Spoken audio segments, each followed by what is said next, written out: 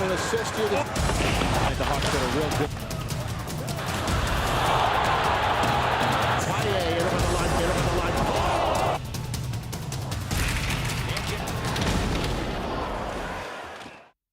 Hi, I'm Eric Lindros, and if you play contact sports, you need to understand that there's a possibility you could get a concussion.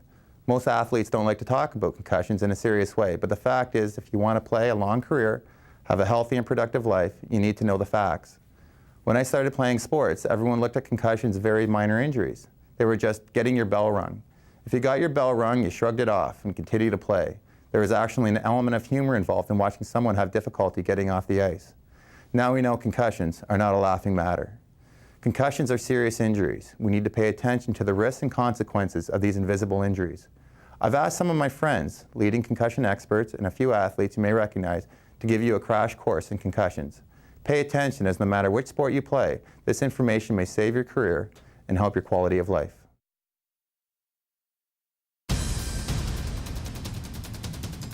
Concussion comes from the Latin word concussus, and that means violently shake, because the brain is quite violently shaken inside the skull. It doesn't have to be a head-on collision.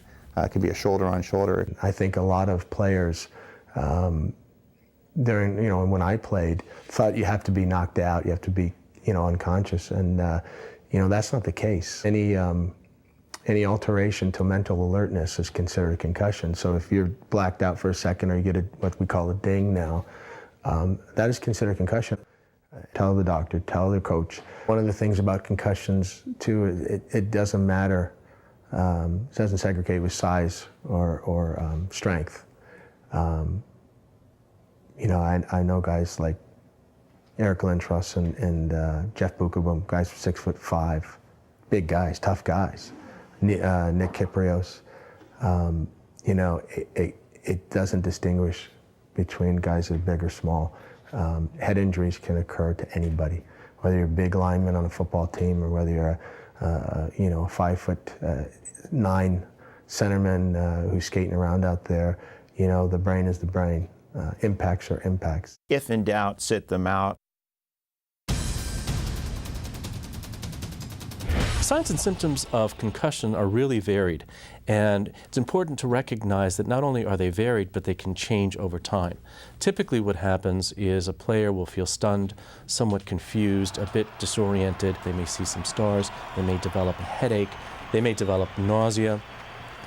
When they come off to the sideline, they may describe that the lights are too bright, they have light sensitivity, they have difficulty with sound, loud noises can bother them. Sometimes players have significant difficulties with balance. You're just not sharp.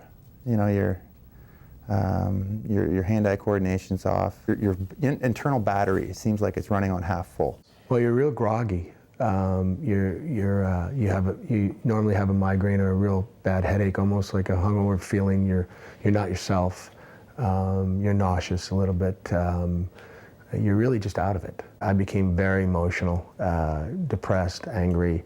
You're just not yourself. The best marker of the severity of a concussion is not exclusively how many symptoms or how severe they are, but mostly how long they last, although all three are important. If in doubt, sit it out. In summary, concussion symptoms are varied and can be grouped into 4 categories.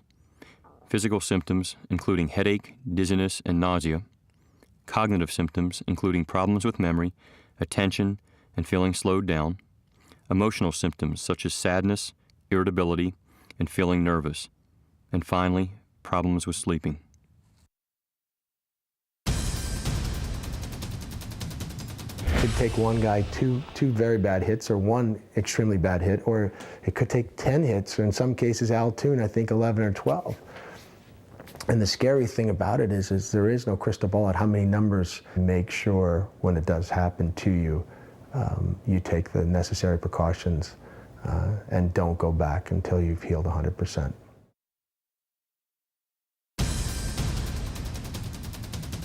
The whole idea of playing is to have fun, is it not? It's the element there is to be enjoying what you're doing. It should not be something where people are pushed to the limits and questioned if they're not feeling well. Are you not good enough? Are you not strong enough to play this game? you know, if someone's not feeling right, that's the time to sit out. The symptoms are telling you something's wrong, get it looked at. You wouldn't tell a player who has got massive swelling in his knee to continue to play. Playing through injuries is an aspect of pro sports, all sports, that will always be around. I question, when do you sacrifice your brain? It's one thing to play, you know, with injuries to your shoulders, your knees, you know, cracked ribs. It's your livelihood and your life, and if you're going to be affected for this 10, 15 years after your sport, then it's not worth it. If in doubt, sit them out.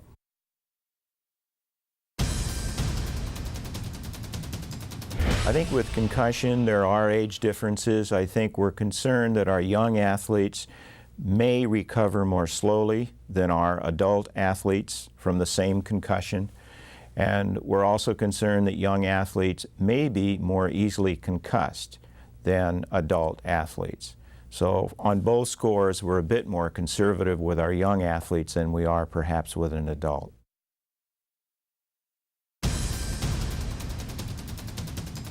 You need to be smart, you need to be honest, you need to tell someone. Athletes inherently want to play, and I think they oftentimes will minimize their symptoms. You have to be very honest with yourself. You've got one brain and it's got to last you your life. If in doubt, sit out.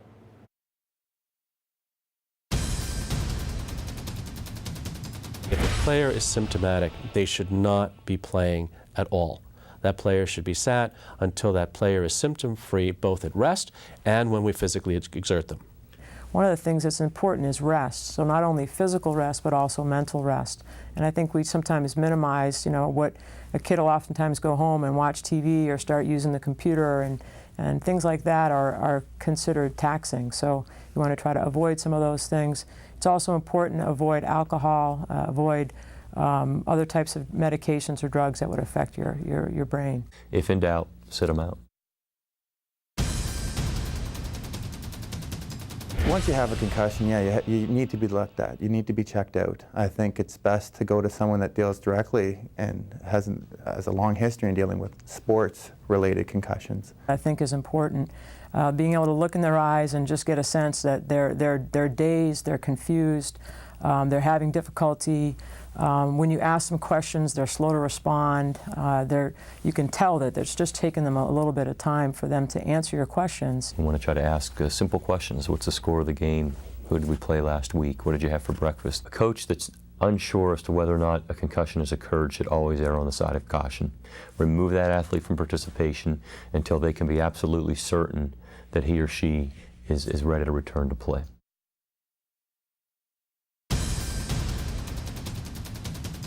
We know that when a player has a brain injury, that they tend to have difficulties with memory, particularly short-term memory. They have difficulty with how quickly they process information, how well they can think through problems, how well they can analyze problems, and how they put those all together. We know that those different aspects of brain functioning are affected in concussion. So as neuropsychologists, people who study brain-behavior relationships, we're able to assess or take a look at how the brain is functioning by looking at these various ways that the brain functions. And so oftentimes the benefit of neurocognitive testing is that it just gives you a little more, you know, one more piece of the puzzle, one more tool in your toolbox. The cognitive testing, the baseline testing is so critical and so important. So you have to really go into those baseline testing and cognitive testing and give everything you have, because you don't want to mess around with your brain. In a typical concussion management program, there is an initial preseason baseline evaluation which may contain neuropsychological and balance testing. After an injury occurs, the athlete is evaluated on the sideline or in the locker room for signs of concussions. If a concussion is diagnosed, the athlete is usually kept out of play until all symptoms have cleared. They are then evaluated again with neuropsychological, balance, and other testing as needed. The test results are compared to the baseline tests in order to help determine whether the athlete is ready to play.